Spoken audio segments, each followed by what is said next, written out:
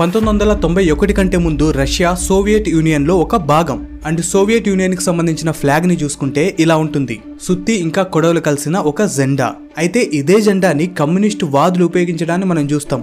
అయితే ప్రపంచంలో ఎక్కడ చూసినా కమ్యూనిస్టు వాదులు ఇదే జెండాను ఉపయోగిస్తారు. వాళ్ళు ఏదైనా ప్రొటెస్ట్ చేసినా లేకపోతే కమ్యూనిజం గురించి మాట్లాడినా ఇదే జెండాను చూస్తాం. బట్ ఎలా ఒకనాడు ఒక దేశానికి సంబంధించిన జెండా అంటే వారి డిజైన్ కమ్యూనిస్టులు వారి చిహ్నంగా వాడుతున్నారు. అలాగే సోవియట్ యూనియన్ కి ఈ డిజైన్ అంటే ఈ ఫ్లాగ్ ఎలా వచ్చింది, అలాగే సోవియట్ యూనియన్ కి సంబంధించిన ఈ జెండా ఈ డిజైన్ ఏదైతే ఉందో కమ్యూనిస్టులు ఎందుకని వాడుతున్నారు, మొత్తం ఈ వీడియోలో తెలుసుకుందాం. జాగ్రత్తగా వినండి. మనం చూసుకుంటే మార్చి 1917కు ముందు రష్యాలో మొనార్చీ ఉండేది, అంటే రాచరికం ఉండేది. దాన్నే రష్యన్ ఎంపైర్ అని పిలిచేవారు. మనకు తెలుసు 1914లో మొదటి ప్రపంచ యుద్ధం మొదలైంది. అందులో భాగంగా ఈ రష్యా అలయన్స్ తరపున పోరాడుతూ ఉండేది. అలయన్స్ లో ఫ్రాన్స్, యూకే, తర్వాత అమెరికా కూడా జాయిన్ అయింది. వీళ్ళతో పాటు రష్యా పోరాడుతూ ఉండేది. అటువైపు చూసుకుంటే central powers Germany, Austro Hungary, ఇంకా ఒట్టోమన్ ఎంపైర్. ఈ ఫైటింగ్ లో చూసుకుంటే రష్యా వాళ్ళు చాలా వీక్ గా ఉండేవారు. రష్యన్ సోల్జర్స్ ని జర్మనీ వాళ్ళు కొట్టుకుంటూ వెళ్ళిపోయారు.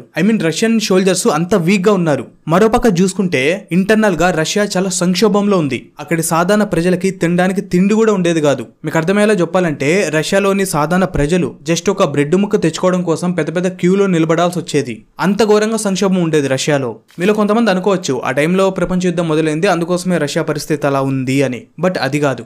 నిజానికి ఆనాడు ఇండస్ట్రియలైజేషన్ ఏదైతే ఉందో దాన్ని రష్యా వాళ్ళు ఆఫ్ చేసుకోలేదు. అందుకోసమే రష్యాలో ఆనాడు ఆ రేంజ్ లో సంక్షోభం వచ్చింది. సో అందువల్ల అక్కడి సాధారణ ప్రజలు ఎవరైతే ఉన్నారో రష్యాలో ఉండే రాజుకు వ్యతిరేకంగా నిరసనలు చేయడం మొదలుపెట్టారు. ప్రొటెస్టులు చేయడం మొదలుపెట్టారు. అందువల్ల 1917లో రష్యాని పరిపాలిస్తున్న రాజు ఎవరైతే ఉన్నారో అతను సింహాసనం నుంచి దిగాల్సి వచ్చింది.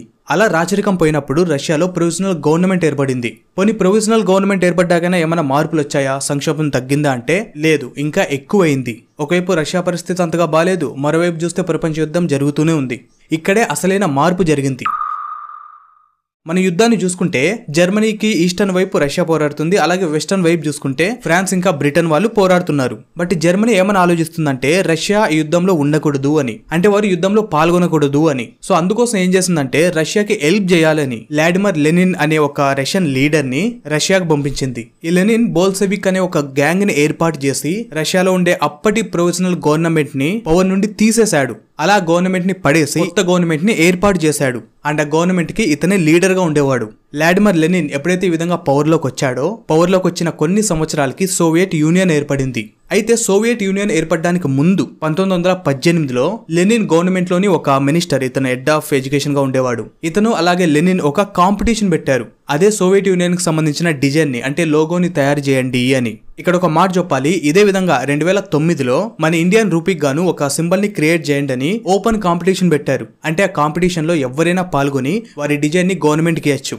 గవర్నమెంట్ ఆ డిజైన్స్ అన్నింటినీ పరిశీలించి ఒక డిజైన్ ని సెలెక్ట్ చేస్తారు. ఆ విధంగా చూసుకుంటే డాక్టర్ ఉదయ్ కుమార్ అనే వ్యక్తి డిజైన్ చేసిన ఒక డిజైన్ మన ఇండియన్ రూపీకి, ఆ సింబల్ ని గవర్నమెంట్ వాళ్ళు తీసుకోవడం జరిగింది. ఇప్పుడు ప్రపంచ వ్యాప్తంగా ఇండియన్ రూపీకి సంబంధించి ఆ వ్యక్తి డిజైన్ చేసిన సింబల్ నే వాడుతున్నారు. సో పాయింట్ లోకి వస్తే లెనిన్ గవర్నమెంట్ ఏర్పాటు చేసిన ఆ కాంపిటీషన్ లో చాలా సింబల్స్ వచ్చాయి. అందులో ఒక డిజైన్ ఎలా ఉందంటే సుత్తి, కొడవలి, ఉదయించే సూర్యుడు, ఒక గోధుమ కంకు, అలాగే నిటారుగా నిలబడిన ఒక కత్తి ఖడ్గం. అయితే ఈ కాంపిటీషన్ పెట్టే సమయానికి రష్యా ఆనాడు జరుగుతున్న ప్రపంచ యుద్ధం నుండి బయటకు వచ్చేసింది. యుద్ధంలో లేదు. ఎందుకంటే ఈ కాంపిటీషన్ జరగడానికి ముందే జర్మనీతో ఒక సంధి కుదుర్చుకున్నారు. ఆ సంధినే ట్రీటీ ఆఫ్ బ్రెస్ట్ లిటోవ్స్క్ అని పిలుస్తారు. ఆ విధంగా ప్రపంచ యుద్ధం నుంచి బయటకు వచ్చేసింది. ఈవెన్ లెనిన్ కూడా చెప్పాడు, మేము అలైడ్ పవర్స్ లో లేము, మేము యుద్ధం నుంచి బయటకు వచ్చేసామని. అందుకోసమే ప్రపంచానికి అలాగే వారి దేశస్తులకి ఏమని చెప్పాలనుకుంటున్నారంటే మేము వైలెన్స్ ని సపోర్ట్ చేయము, మేము శాంతిపూర్వకంగా ఉండాలనుకుంటున్నాం. ఇదే పోర్ట్రే చేయడానికి ఇందాక వచ్చిన డిజైన్ లో నిటారుగా నిలబడ్డ ఖడ్గం ఉంది కదా, ఆ ఖడ్గం వల్ల ఆ డిజైన్ ని యాక్సెప్ట్ చేయలేదు. Why? Because they are not encouraging violence. ఇక్కడ ఒక విషయం చెప్పాలి. ఈ కాంపిటీషన్ లో చాలా మంచి మంచి డిజైన్స్ వచ్చాయి. ఫర్ ఎగ్జాంపుల్ సర్గేయ్ షెకోనిన్ అనే వ్యక్తి చేసిన డిజైన్ ఒకసారి చూడండి. ఈ డిజైన్ ఎంత బాగుందో. ఒకవైపు చూసుకుంటే ఒక ఆర్డరైత్ చేతిలో కొడవలు పట్టుకొని అలాగే పంటను పట్టుకొని ఉంటుంది, అలాగే ఇంకోవైపు కార్మికుడు సుత్తి పట్టుకొని ఉంటాడు. అండ్ మీరంతా డిజైన్ చూడొచ్చు ఎంత బాగుందో.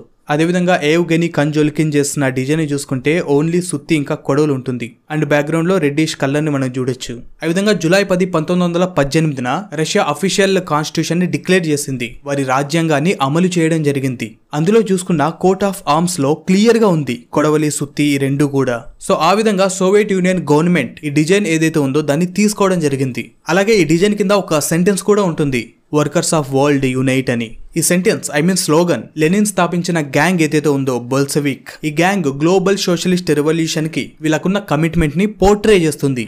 అండ్ మెయిన్ విషయానికి వస్తే వీళ్ళు అసలు ఈ సుత్తి కొడవల్ని ఎందుకు ఎంచుకున్నారు, ఇది తెలుసుకోవాలంటే దీని వెనుకున్న స్టోరీని తెలుసుకోవాలి. కార్ల్ మార్క్స్ గురించి మీ అందరికీ తెలిసే ఉంటుంది.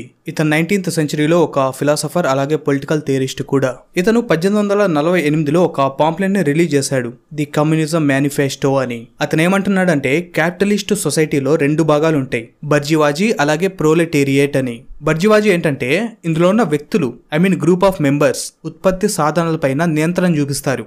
ఫ్యాక్టరీ, ల్యాండ్, రిసోర్సెస్ ఓనర్స్ ఉంటారు కదా, సో వీళ్ళు వారికి అనుగుణంగా వాటిని నియంత్రించడం జరుగుతుంది. కానీ ఇక్కడ మాట్లాడుకోవాల్సిన విషయం ఏంటంటే ఎంత వీళ్ళు ఓనర్స్ అయినప్పటికీ వీళ్ళు ఖచ్చితంగా లేబర్స్ తో పనులు చేయించుకోవాలి. బట్ స్టిల్ పనులు చేయించుకుంటున్నా కూడా ప్రొడక్షన్ వేరే వాళ్ళ దగ్గర వచ్చినా కూడా వీరి నియంత్రణే ఉంటుంది. అండ్ ఇంకోవైపు చూసుకుంటే ప్రోలెటేరియట్, ఇందాక వర్కర్స్ ఎవరైతే ఉంటారో లేబర్స్ అని చెప్పా కదా, సో ఇందాక చెప్పిన వర్కర్సే ఈ ప్రోలెటేరియట్, ఆ గ్రూప్ ఆఫ్ మెంబర్స్ ఎవరైతే పని చేస్తారు బర్జివాజీ కోసం. ఆ విధంగా చూసుకుంటే ఈ సుత్తి ఏదైతే ఉందో అది వర్కర్స్ ని పోర్ట్రే చేస్తుంది, అలాగే కొడవలి రైతులను అంటే అగ్రికల్చర్ చేసే వాళ్ళని పోర్ట్రే చేస్తుంది. వీరిద్దరు కూడా ఎప్పుడైతే యూనియన్ గా ఉంటారో అప్పుడు ఆ దేశంలోని ప్రజలు ఏకమవుతారు. సో ఈ డిజైన్ కి సంబంధించిన లక్ష్యం ఏంటంటే సొసైటీలో అందరూ ఒకటే, there is no class division, economically ఏ డివిజన్ కూడా ఉండకూడదు. అండ్ ఈ బ్యాక్గ్రౌండ్ లో రెడ్డిష్ కలర్ వచ్చేసి సాక్రిఫైస్ కి అలాగే బ్లడ్ షెడ్ కి ఒక చిహ్నంగా ఉంటుంది.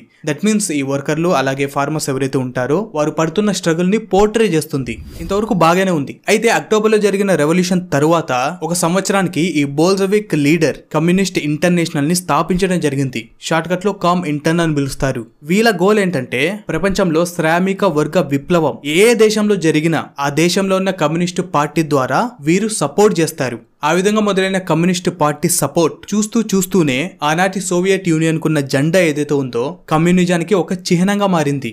ఎందుకంటే కమ్యూనిజంలోని చాలా భావాలు ఆ ఫ్లాగ్ ఏదైతే ఉందో 2 కూడా సరిపోయే విధంగా ఉన్నాయి. సో అందుకోసమే ప్రపంచంలో ఎక్కడ కమ్యూనిజం ప్రస్తావన వచ్చినా అక్కడ ఈ జెండా ఉంటుంది. ఈవెన్ 1991లో సోవియట్ యూనియన్ 15 గణతంత్ర దేశాలుగా విడిపోయింది, ముక్కలైంది. అయినా కూడా ఇప్పటికీ స్టిల్ కమ్యూనిజం ప్రస్తావన వస్తే ఆ సోవియట్ యూనియన్ కి సంబంధించిన జెండానే వాడతారు.